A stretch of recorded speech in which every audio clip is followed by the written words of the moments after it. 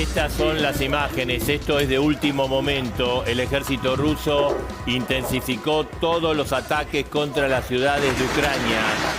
El Kremlin anunció que había tomado la ciudad de Kherson y hubo bombardeos sobre Kharkov nuevamente. Estas son las imágenes, bombardeo que alcanzó objetivos civiles nuevamente.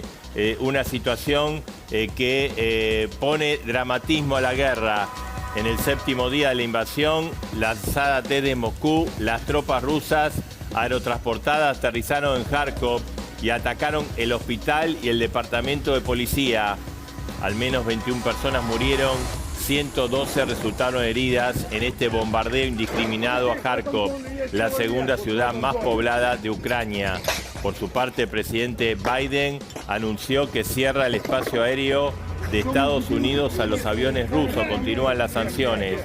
Estamos viendo diversas imágenes.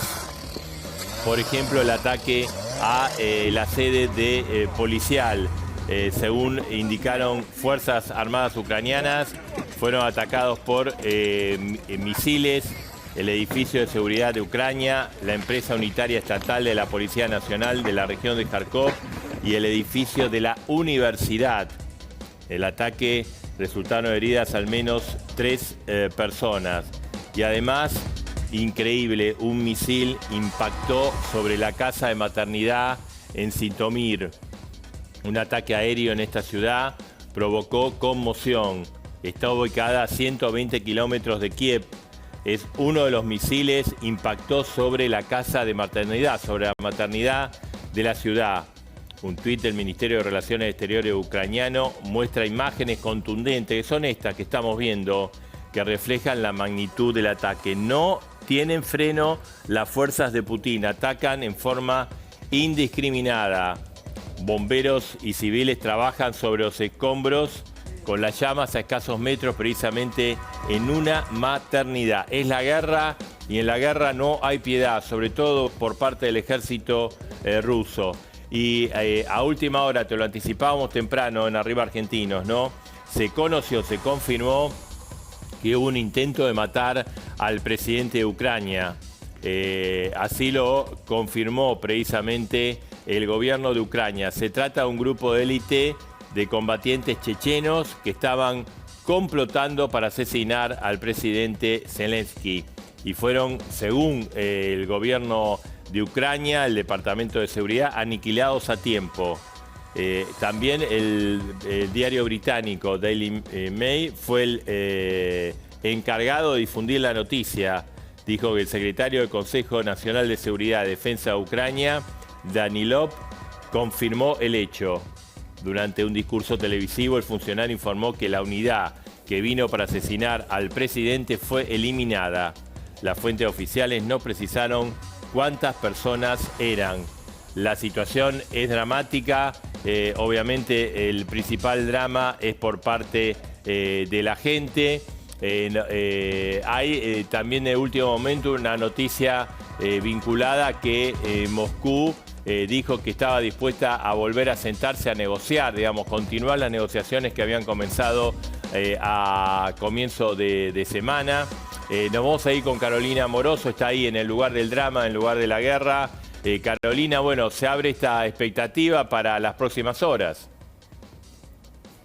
Se abre esta expectativa, pero mientras tanto los rostros que pasan de este lado de la frontera, del lado polaco, tienen justamente ese trauma de la violencia y de una situación que ha escalado a una velocidad vertiginosa en distintas ciudades, la llevan en el rostro, la desesperación de querer huir, de querer estar de este lado. Mira, Marcelo, nosotros en algún momento planificábamos poder ir a algunas ciudades o algunos puntos claves por estos días, como la propia ciudad de Kharkov, ¿no?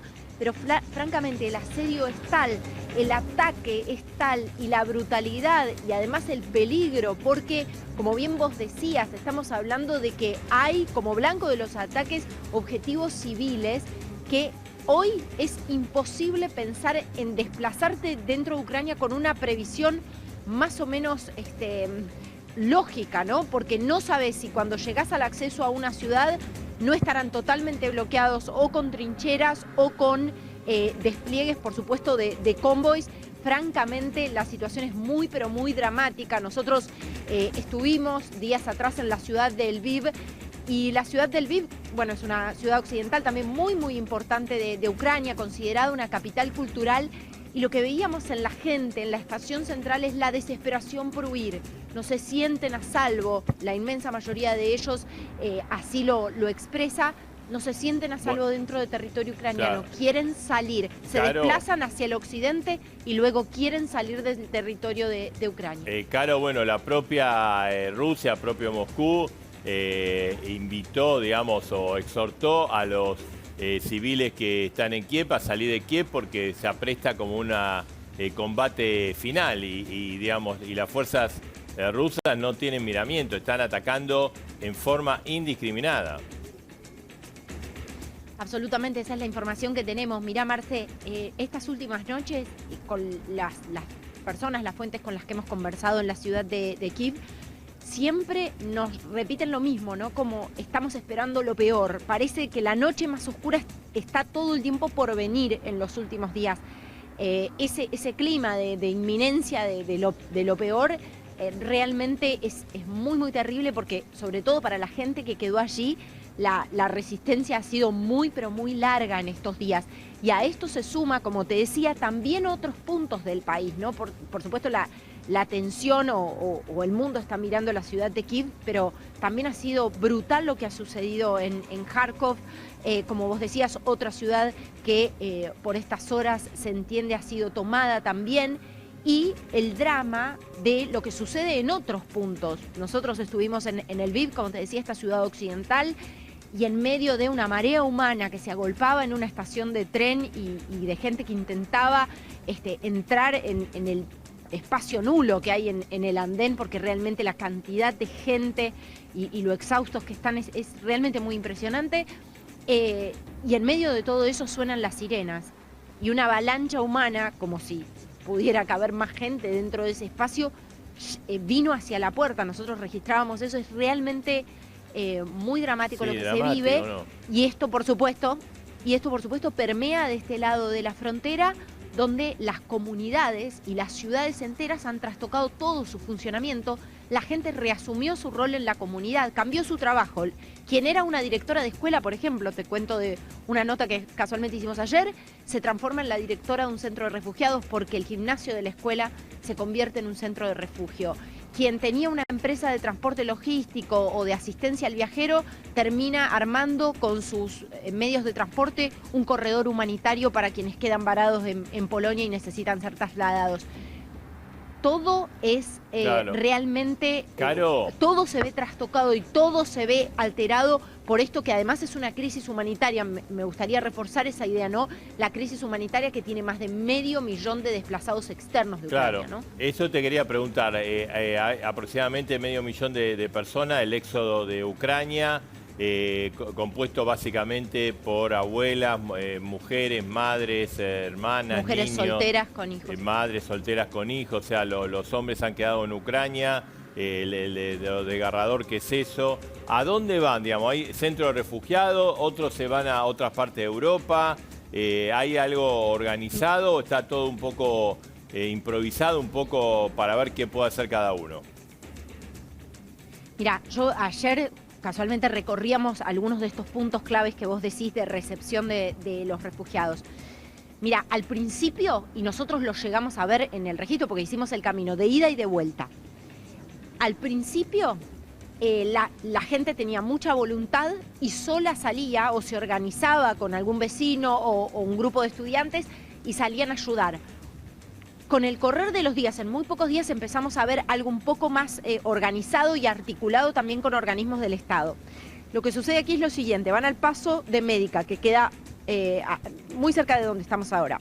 Sí. Van al paso de Médica o algún otro paso fronterizo. Allí los esperan colectivos, transportes privados que se ofrecen o transportes del gobierno que se ofrecen para trasladarlos.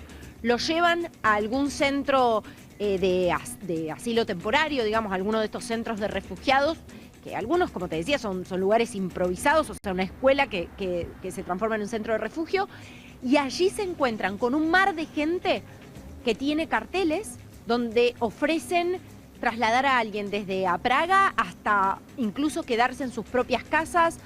Ofrezco lugar para un adulto y 4 niños. Son, repito, muchísimas las mujeres solteras con niños. La cantidad de niños que hay en esta crisis de refugiados es muy, muy impresionante, lo cual es lógico justamente por esta realidad de las familias partidas y diezmadas porque los hombres han quedado del otro lado.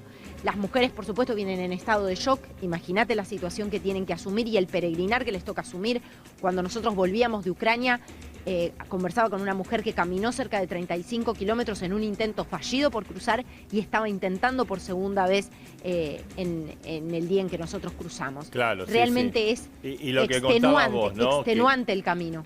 Que para cruzar mucha gente camina 30 kilómetros, 15 kilómetros, 5 kilómetros, una situación angustiante, desesperante, un hecho desgarrador. Caro, nos mantenemos en contacto con vos permanente, gracias. Bien, nos vamos, le dijimos, estamos en todos lados y te contamos todo. Nos vamos a Estados Unidos.